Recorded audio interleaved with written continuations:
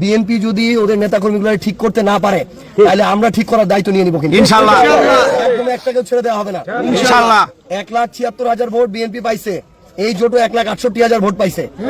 1,68,000 মানুষকে প্রতিপক্ষ বানায় কেউ যদি রাজনীতি করতে চায়, রাজনীতি করতে দেওয়া হবে না।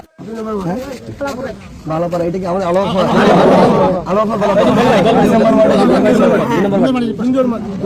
নামাজ পড়তে গেছিল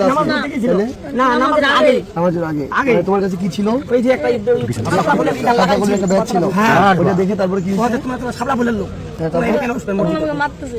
তোমাকে থাপ্পড় মারছে? কে ওখানে, কে ওটা? ও কি করে? বিএনপি করে? বিএনপি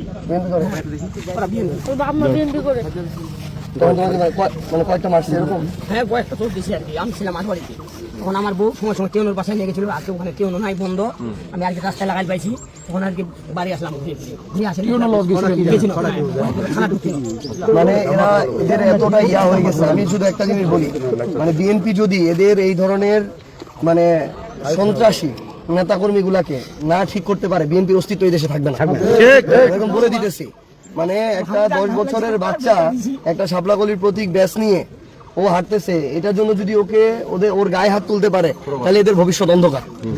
এগুলা ধীরে ধীরে এদের অবস্থা নাই হয়ে যাবে, এরা যদি এই শিক্ষাগুলো না নেয়। আমি শুধুমাত্র মানে তারেক রহমান না বা এই আসনে ব্যারিস্টার নওশাদ জমিন, আমি সবাইকে এই জিনিসটা একদম স্পষ্ট করে বলতেছি, বিএনপি যদি ওদের নেতাকর্মীগুলো ঠিক করতে না পারে তাহলে আমরা ঠিক করার দায়িত্ব নিয়ে নিব, কিন্তু ইনশাআল্লাহ একদম একটাকেও ছেড়ে দেওয়া হবে না। ইনশাআল্লাহ 1,76,000 ভোট বিএনপি পাইছে, এই জোটও 1,68,000 ভোট পাইছে। 1,68,000 মানুষকে প্রতিপক্ষ বানায় কেউ যদি রাজনীতি করতে চায়, রাজনীতি করতে দেওয়া হবে না, ইনশাআল্লাহ একদম রাজনীতি ছুটায় দেওয়া হবে বলে এবং এটাও স্পষ্ট করে বলে যে 8,000 ভোটের পার্থক্য, এরকম হাজারটা প্রমাণ আছে, এখানে মেকানিজম করা হয়েছে। আমাদেরকে ভোটে হারাইতে পারতো না, ভোটে হারাইতে পারতো না, ভোট কেন্দ্র আটকায়, ভোট কেন্দ্র দখল করে এদের সন্ত্রাসী নেতাকর্মীগুলো সাংবাদিক সাজে, এরা ভোট চুরি করে এটা করছে। তারপরও আমরা একটা সুন্দর পরিবেশের জন্য আমরা মেনে নিয়ে শুভেচ্ছা জানাই পর্যন্ত আসছি, এইটুকু সৎ সাহস দেখাইছি, উদারতা দেখাইছি। এখন এরা যদি এই ধরনের সন্ত্রাসী কার্যক্রম করায়, একদম সবার নেতাগিরি ছুটায় দেওয়া হবে ইনশাআল্লাহ।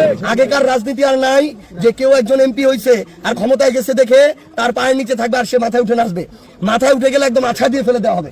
একদম সবাই আপনারা আপনাদের জায়গা থেকে পায়ে পাড়া দিয়ে আমরা কারোর সাথে লাগতে যাবো না, কিন্তু এইরকম কার্যক্রম যদি করে একটা 7-8-10 বছরের ছেলে।